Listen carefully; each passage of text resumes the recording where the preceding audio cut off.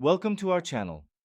If you received a TD Bank prepaid card and want to activate it online, follow these simple instructions. Step 1. Open your web browser and go to the TD Bank prepaid card website provided in your welcome materials. Step 2. On the home page, click on Activate Card or Register your card. Step 3. Enter your 16-digit prepaid card number and the CVV security code found on the back of your card. Step 4. Provide your personal information, including your name, address, date of birth, and social security number for verification purposes. Step 5. Create a username and password for your online account, which will allow you to manage your card and check your balance.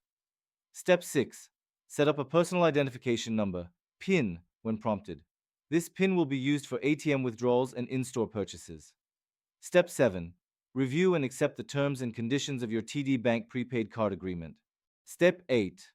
Once the activation process is complete, you will receive a confirmation message on the screen and via email. Your TD Bank prepaid card is now active and ready to use. Log into your account to load funds, track transactions, and manage your card settings. Don't forget to like this video and subscribe to our channel.